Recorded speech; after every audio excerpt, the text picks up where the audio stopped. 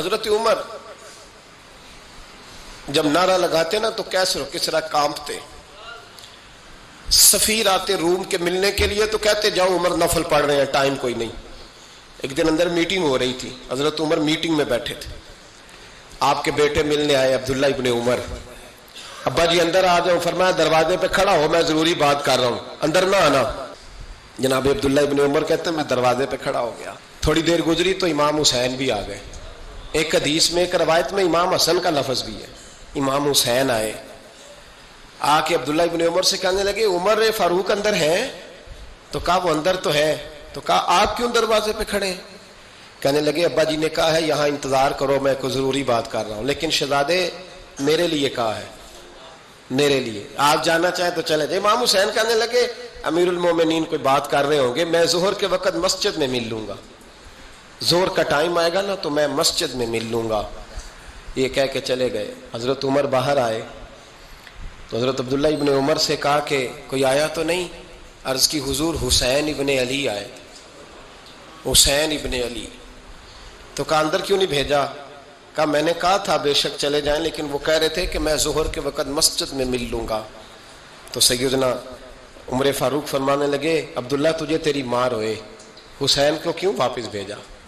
پھر عمر دنیا داروں کے سامنے ڈٹنا، کھڑا ہونا عمر پہ ختم ہے، لیکن جو اندر کی بات ہے نا، روح کی، جو عقیدت کی بات ہے، جو وفا کا رشتہ ہے، اس کو کون سمجھے؟ یہ جو روح کی مجبوریاں ہیں، یہ جو وفا کی مجبوریاں ہیں، اسے لوگ کیا سمجھیں؟ انہیں کیا پتا کہ مرشد کے بیٹے کے پیر چومنے میں حسن کیا ہوتا ہے. انہیں کیا پتا کہ جب استاد کا بیٹا گھر میں آتا ہے تو دل کرتا ہے مکان بیچ کے اسے دے دیں، اس کے باپ کی نیکیاں بڑی ہیں.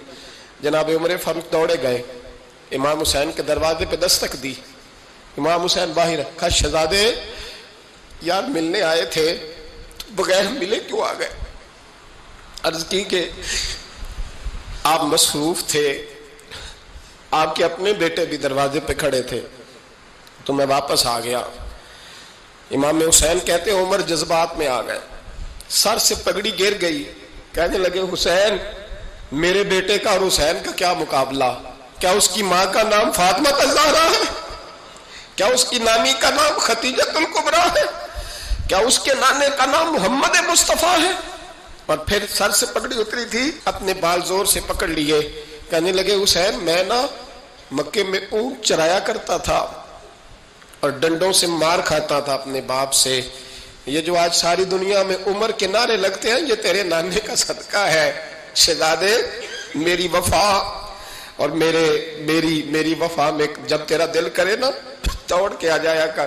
عمر تو ایک دن امام حسین نے آ کے نا جناب فاروق اعظم سے کہا، خطبہ دے رہے تھے بچوں کی تبھی شروع میں، پتہ نہیں کیا بات آئی امام حسین کے دل میں.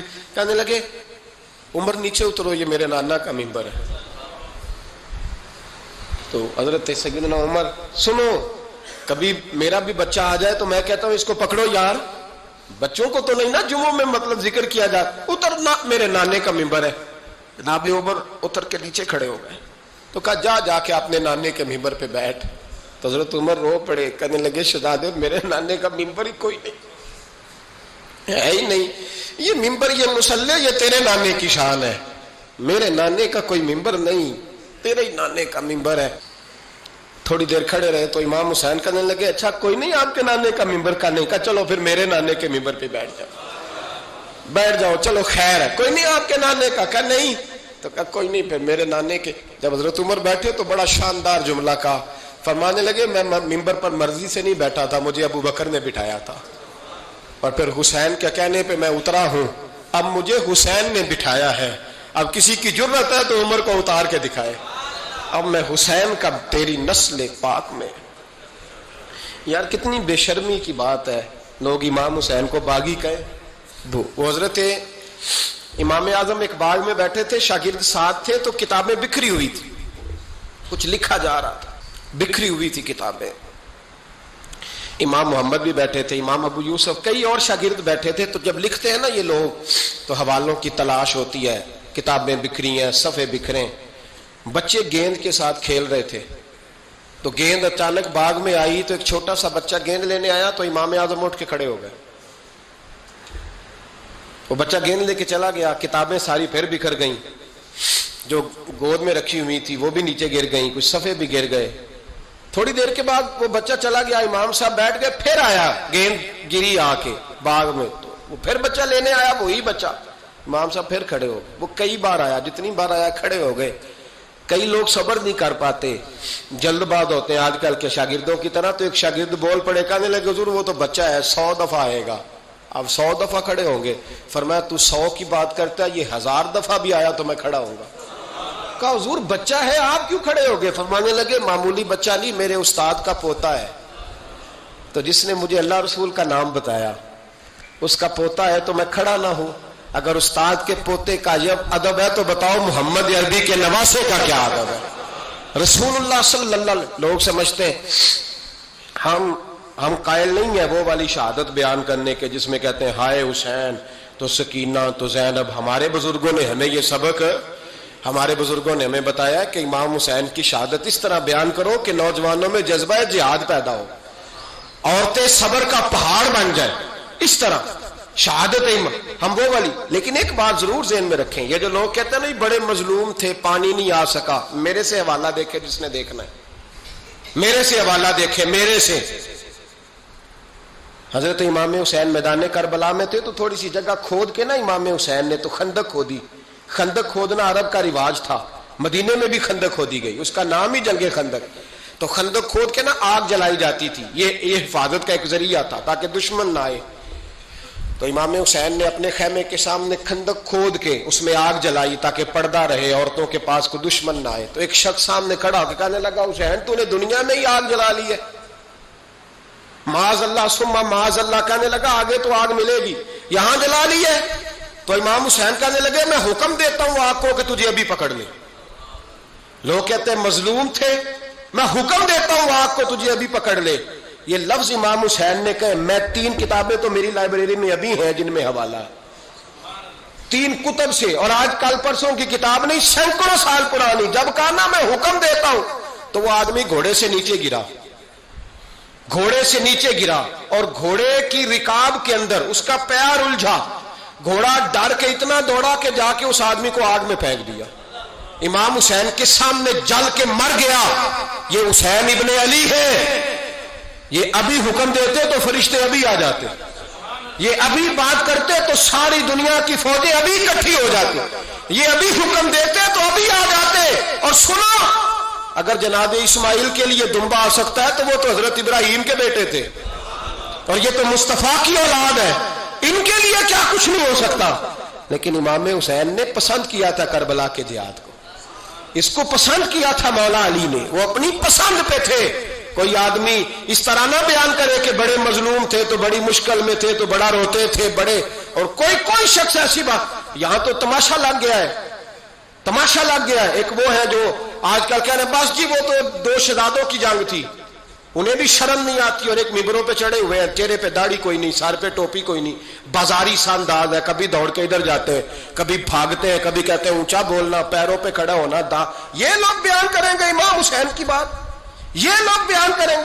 بیبیوں کے مصائب پڑھ رہا ہوں, وہ اور بیبیاں ہوتی ہیں جو ہائے ہائے کرتی ہیں, واہ بیلا کرتی ہیں. یہ میرے نبی کا خاندان ہے, یہ میرے نبی کا خاندان ہے, نبی کا خاندان. میں حوالہ دکھاؤں گا, مجھ سے سنو حوالہ. حضرت سیدہ زینب نے سارے جنازے دیکھے, بھتیجوں کو, بھانجوں کو, سب کو شہید ہوتے دیکھا. عورتیں ڈرتی میت کو ہاتھ نہیں لگاتی, چیختی ہیں بیبیاں. لیکن حضرت جناب زینب نے پتہ کیا دیکھا تھا, وہ سننا ذرا. امام حسین کی لاش مبارک کربلا میں پڑی تھی, اور امام حسین کا سر کاٹ کے نیزے پہ چڑھایا گیا تھا, اور وہ بیبیوں کے سامنے خالی سر چڑھ رہا تھا, اور سینکڑوں میل کا سفر کر کے دمشق کے بازاروں سے گزرتا وہ سر گیا. آج میں سر کی بات نہیں کرتا, سر کی. آپ مرد ہیں, جوان ہیں سارے, یہاں کسی کا کٹا ہوا ہاتھ پھینک دیا جائے نا, ہاتھ تو لوگ چیخے مار کے دوڑ جائیں گے. بلکہ ہاتھ تو دور رہا, کسی کی انگلی کاٹ کے یہاں پھینکی جائے تو لوگ چیخے مار کے مرد دوڑ جائیں گے.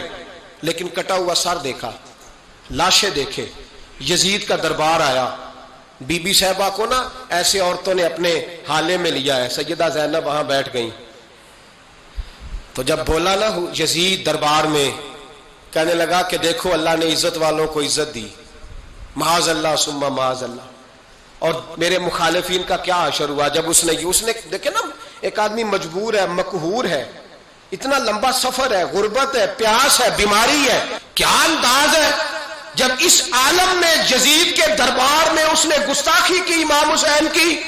یہاں لوگ کہتے ہیں کسی کو کچھ نہ کہو، کیوں نہ کچھ کہیں، جو سیدنا امام حسین کے بارے میں بات کرے گا زبانیں کھینچیں گے اس کی، جو صحابہ کے بارے میں بات کرے گا ہم کرنے دیتے ہیں؟ یہ کیا بات ہوئی؟ گستاخی کرنا، بے ادبی کرنا، یہ کون سا دین ہے؟ یہ تو تم بے دینی پھیلا رہے ہو۔ سنو، جب اس نے بے ادبی کی تو سیدہ زینب چپ نہیں رہی، بلکہ حضرت زینب بولی اور کھڑی ہوئی، اور آپ نے تلاوت کی قرآن مجید کی اور آیتیں پڑھی، کہنے لگی وَتُعِزُّ مَن تَشَاءُ وَتُذِلُّ مَن تَشَاءُ بِیَدِکَ الْخَیرُ، اور آپ فرمانے لگی یزید تو کہتا ہے تیرے مخالفین پسپا ہو گئے، تجھے عزت ملی؟ آپ فرمانے لگے یہ تیرا دربار ہے نا، یہ تیرا سجا ہوا ہے نا، تیرا اس وقت ڈنڈا چلتا ہے نا۔ فرمانے لگی چند سال ٹھہر جا، تیرے اوپر لوگ لعنتیں برسائیں گے، اور فرمایا جب جمعے پڑھے جائیں گے تو لوگ میرے حسین کے نام کے خطبے پڑھیں گے۔ فرمایا آج یہ تیرا دربار ہے نا۔ حضرت نعمان بن بشیر صحابی رسول تھے، وہ کہتے ہیں میرے قریب ایک نابینا صحابی بیٹھا تھا، سنو سنو حوالہ میں دکھاؤں گا۔ کہنے لگے میرے قریب اس وقت یزید کے دربار میں ایک نابینا صحابی بیٹھے تھے، جب بی بی زینب نے یہ بات کی نا تو وہ نابینا صحابی میرا ہاتھ پکڑ کے کہنے لگے نعمان علی آ گئے ہیں، یہ تو علی کی آواز ہے، علی آ گئے۔ جبریل امی بول رہے ہو جیسے، حکمت کے گوہر رول رہے ہو جیسے، دربار دمشق میں وہ زینب کا خطاب منبر پہ علی بول رہے ہو جیسے۔ کہنے لگے علی آ گئے، علی، یہ تو علی کی آواز ہے۔ جناب نعمان بن بشیر کہنے لگے نہیں، علی جب بولتے تھے تو بڑا رنگ ہوتا تھا، ابھی تو زینب کھل کے بول ہی نہیں رہی، ابھی تو زینب ستائی ہوئی ہے، ابھی تو زینب زخم کھا کے آئی ہے، ابھی تو زینب پیاسی ہے۔ کاش زینب تر و تازہ ہوتی تو زینب خطبہ پڑھتی تو علی کی طرح گرجدار آواز نکلتی، یزید کے محل کانپتے، جبریل امی بول رہے ہوں جیسے، حکمت کے گوہر رول رہے ہوں جیسے، دربار دمشق میں بی بی زینب کا خطاب منبر پہ علی بول رہے ہوں جیسے۔ وہ مسکینوں کی طرح منتیں نہیں کر رہے تھے، ہائے پانی ان کا مزاج ہی نہیں تھا، بلکہ وہ دلیر لوگ تھے، دلیر، اور بر موقع بر محل بولتے تھے۔ یزید آیا دربار میں، جب یہ سارا قافلہ وہاں پہنچا تو یزید دربار میں آیا، اور جب وہ دربار میں آیا تو بادشاہوں کا طریقہ ہے، گاڑیاں، اب ہمارے بادشاہوں نے روٹر والی گاڑیاں رکھی ہوئی ہیں، وہ یوں چلتی ہیں، شور ہوتا ہے پیچھے۔ اس زمانے میں کہا جاتا تھا با دبا ملاحظہ ہوشیار، پیچھے ہٹ جاؤ، نعرے لگنے لگے۔ تو یزید کا ایک ناخلف بیٹا امام زین العابدین سے کہنے لگا تیرا باپ کہاں ہے؟ دیکھ یہ میرے باپ دادا کے نعرے، دیکھ میرے باپ کے نعرے، تیرے کدھر ہے؟ ابھی یہ بات شروع اس نے کی تھی کہ دمشق کی جامع مسجد میں زور کی اذان ہو گئی، اور جب مؤذن نے کہا نا اشہد ان محمد رسول اللہ، تو امام زین العابدین اس کا ہاتھ پکڑ کے کہنے لگے یہ میرے نانا کے نعرے لگ رہے ہیں، اگر تیرا ہے تو بتا، یہ میرے نانا کے نعرے ہیں۔ اور فرمایا تیرے باپ کے 2-2.5 سال لگیں گے، میرے نانے کے قیامت کے بعد بھی لگیں گے، میرے نانے کے نعرے قیامت کے یہ لگتے رہیں گے، لگ رہے ہیں اور لگتے تھے اور لگتے رہیں گے۔ میرے بھائی یاد رکھو، دلیری، ہمت، پہلی بات ان سے پیار کرنا ہے، دوسرا ان کی ہمت، ان کا مقام دلیری کرنا ہے، ان کا کام ہمت کرنا ہے، ان کا کام ڈٹ جانا ہے، کمزوری دکھانا اہل بیت کا طریقہ ہوتی۔ حضرت عباس کے بازوؤں میں درد ہوتی، جناب زینب پھر پریشان ہوتی ہیں کہ ہم تو اس بے حیائی کے خلاف لڑے اور امت ابھی یہ گند کر رہی ہے۔ جو چوکوں میں کھڑا ہوتا ہے نا عورتوں کو تاڑتا ہے، وہ یزید کے طریقے پہ عمل کرتا ہے۔ یہ دلائل ہے، آپ سوچ لیں، اندازہ کر لیں کہ ہم نے کس جماعت میں کھڑے ہونا ہے۔ اس لیے گند سارا نکالیں۔ امام حسین کا ایک پیغام آج اپنانا بڑا ضروری ہے۔ امام حسین نے سر سجدے میں کٹایا، اور قرآن کی تلاوت نیزے کی نوک پہ بھی جاری رہی ہے. اس لیے آج کم از کم 10 نفل امام حسین کی سنت سمجھ کے ضرور پڑھیں گے انشاءاللہ. جنہوں نے روزہ رکھا ہے بڑا اچھا کیا ہے. چلو جو نہیں رکھ سکے پھر بھی نفلی ہے، کوئی فرض نہیں. کم از کم 3 دفعہ سورت یاسین کی تلاوت آج ضروری ہے امام حسین کے لیے. کریں گے انشاءاللہ تعالی. اگر وہ نیزے کی نوک پہ پڑھ سکتے ہیں تو آپ ان کی خاطر بھی تو پڑھ ہی سکتے ہیں نا. تو بہت ضروری کام آج نفل پڑھنا ہے، اور بہت ضروری کام آج قرآن پاک کی تلاوت کرنا. کریں گے انشاءاللہ تعالی.